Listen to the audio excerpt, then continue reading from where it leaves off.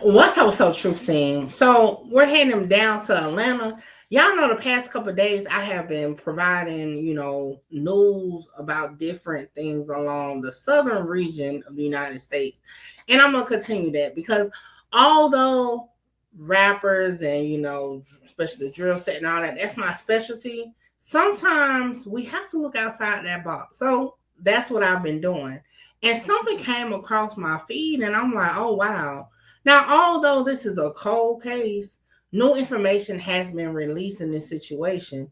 And you may be like, oh, so what case is it? Well, the Atlanta Police Department have released surveillance, updated info, and a heartbreaking 911 call from a 11-year-old boy who had to make that call regarding both of his parents. Okay. So, with that being said, let's get into the press conference and just keep in mind, let this be an example of sometimes it be the people closest to you.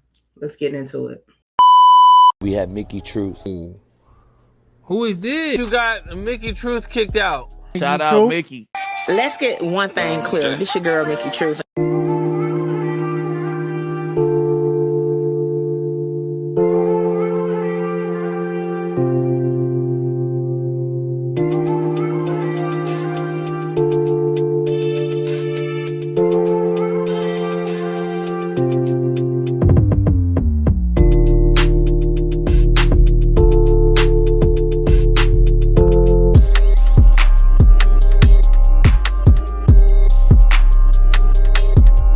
Commander, thank you all for joining us today as we have some information we would like to put out.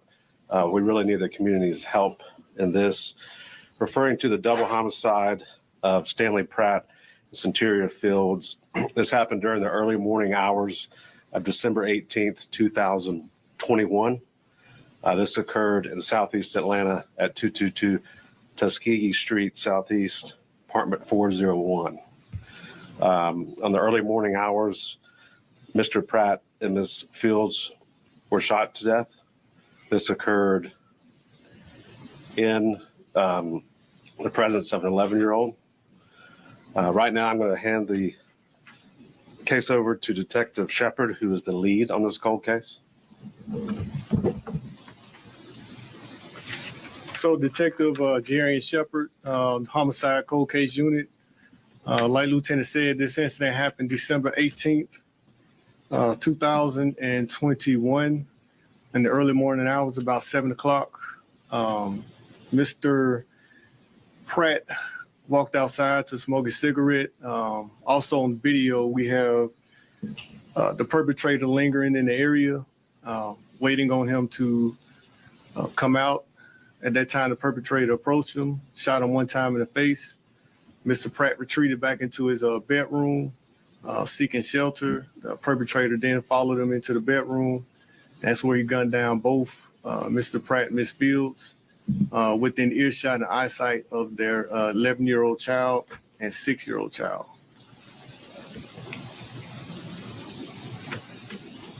So it is my belief that the perpetrator in this incident definitely had intimate knowledge of the layout of this apartment. He had intimate knowledge of the going abouts between Mr. Pratt and his early morning routine. I do believe that the perpetrator is within this circle of Mr. Pratt.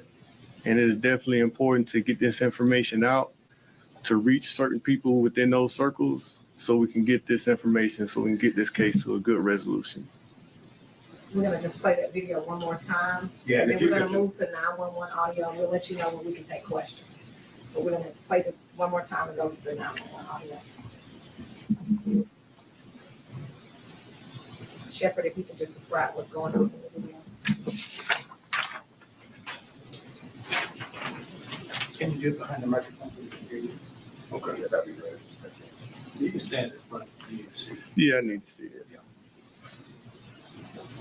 So at this time, this is Mr. Pratt retreated to his bedroom. He's already shot in the face. There's no sound, but you can't hear it, but he's going into the bedroom retrieving. He's gargling because he's gargling blood. This is the perpetrator follows him in. He shoots him several times, including his fields, and that's the 11-year-old son that was on the couch, actually ran out right beside the offender. And he goes back in, he finds his parents shot to death. And there was a 6-year-old child that was also in the bedroom in the back. Where the couple was shot? Correct. Not in this bedroom, Oh, but but in a another different bedroom. Oh, correct. Next, we're going to have the 911 audio.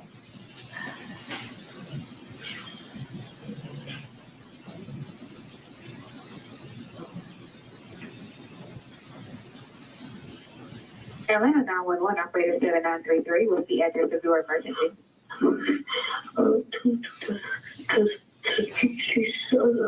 Southeast Atlanta, my parents' house, been shot. Okay, take a deep breath and tell me what the address is because I can't understand you. 222 Tuskegee Street, Southeast Atlanta. Okay, 222 Tuskegee Street, Southeast Atlanta.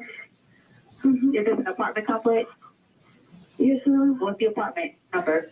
The building 400 door. Calm down, take a breath. You said building 400? 401. Your building 400, apartment 401? Yes, ma'am. And you said your parents have been shot? Yes. Okay, stay on the line for me. I'm going to transfer you to the ambulance, okay? Don't hang up. Please, please.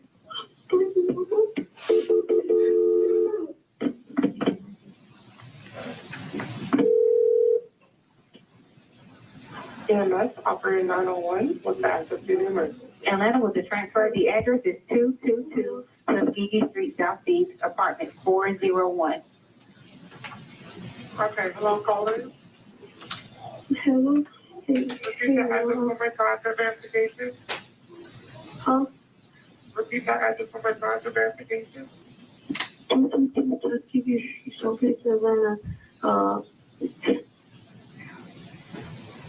There you go. Okay, at the Columbia People's Town Apartment. Huh? Is this going to be at the Columbia People's Town Apartment? Yes, ma'am. What's your apartment number? Apartment 400. You said 4400, is that correct? No, I said apartment 401. Okay, what's your phone number in case you get disconnected?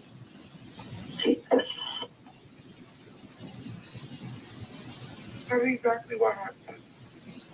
So I was asleep.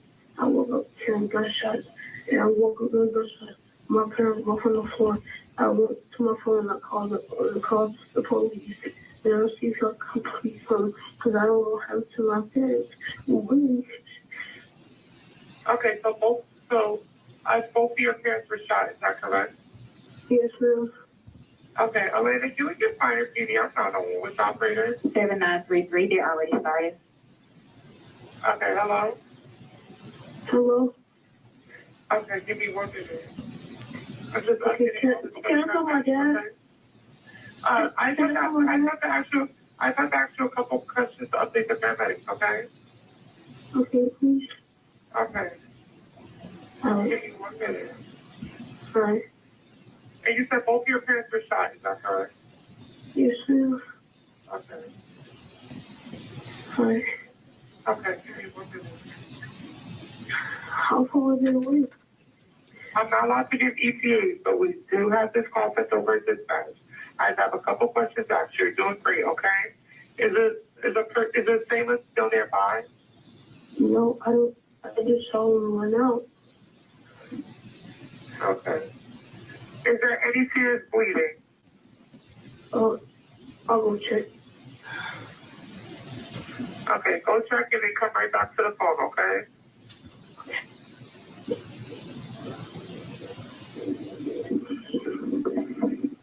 Yes, yes. Okay. Yes, ma'am.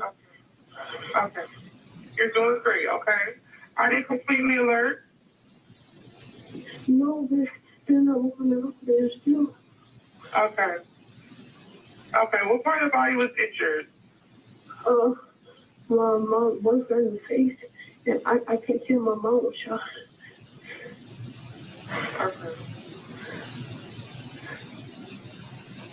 doing great, okay? Okay, please, I don't know if I'm safe.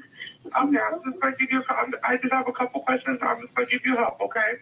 Is there more than one wound? Yeah, there's 1, 2, 3 rooms. Okay, so I'm arranging help team now. Stay online. I'll say exactly what to do next. Keep very quiet and stay out of sight until they send me if the send leaves the scene, okay? I'm going to tell you how to stop the bleeding. Listen carefully. Make sure you do it right, okay?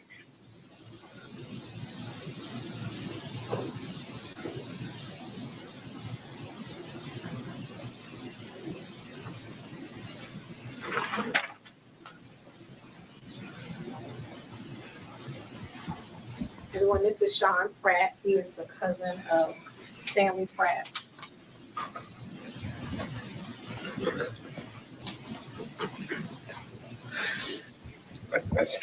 I really don't got too much to say. I just want the killer to get found.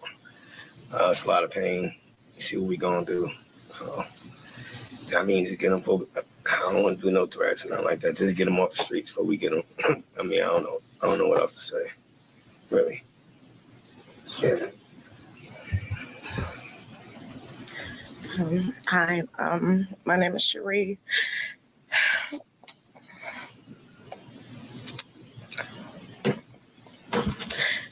I'm the mother of Stanley's 3 oldest children, and also now a grandparent.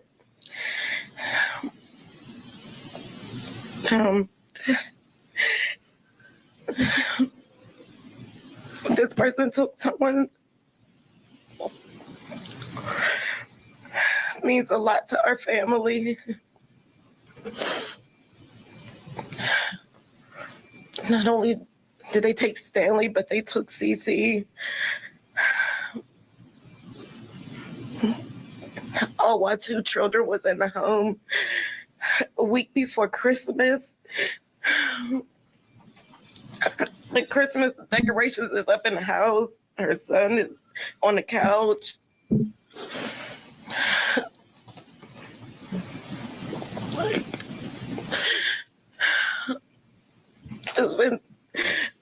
It's been since 2021. We need him found. He sat out for almost 2 hours waiting on Stanley to come outside. Like, somebody, did y'all see anything? Did y'all see him standing there? Did y'all hear the gunshots? Did y'all hear screaming? The poor kids in the house had to witness their mother.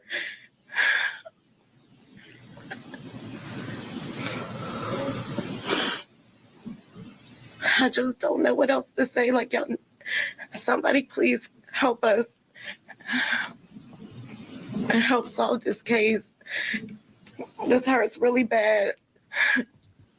Stanley was a father of 7 children. I am the mother of 3 oldest. All of his children and his family were hurting. Cece's family and children are hurting. Please, y'all.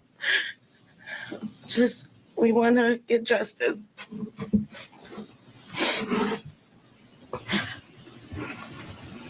We'll take questions from, you want to go ahead and speak? I'm Stanley's daughter.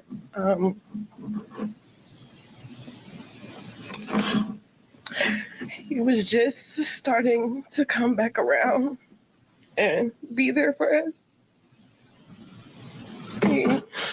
Whoever did this took him at the time where he was trying the hardest in his life to do good. I have his first grandchild, and now he can't meet him. He doesn't know what he looks like.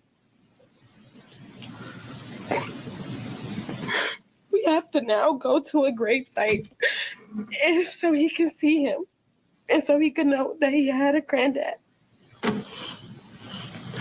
Whoever did this, you took a loved man. You took a trying man. And that's the worst thing that you can do. So if anybody has any information, please just give it, say it, even if it's anonymous. That's all I have to say. Justice for my dad.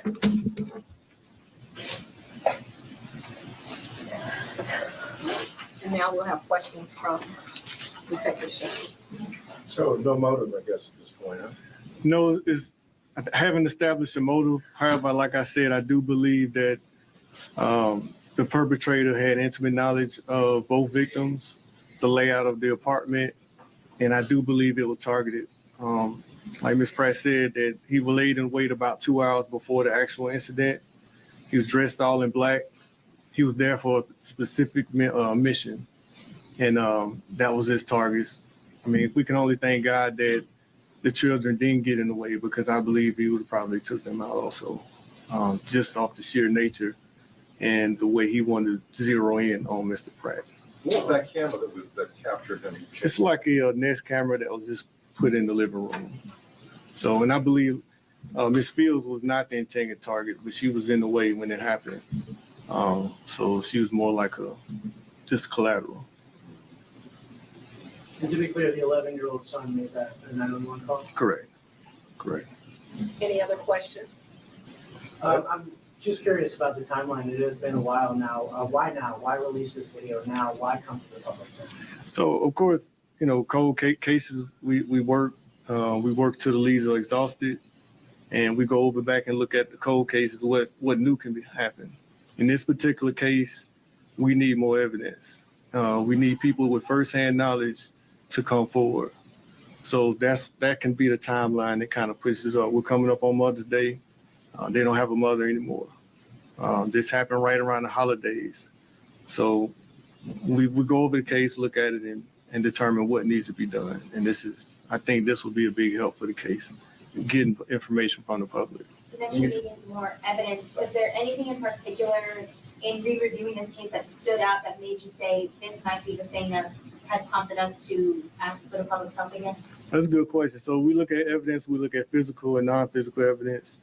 We look at circumstantial and non-circumstantial evidence. In this particular case, we need the help. We need public help from the public.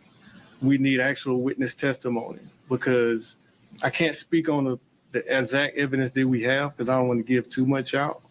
But to push this forward, I need somebody with some firsthand knowledge to come forward. This is the weakest. Give a fuck about what they scream. Holla! Shout out Mickey. Mickey, you gonna be big. Like I'm trying to conquer the world, coming from where I come from. Hey, this your girl Mickey Truth, #1 blogger in South Carolina.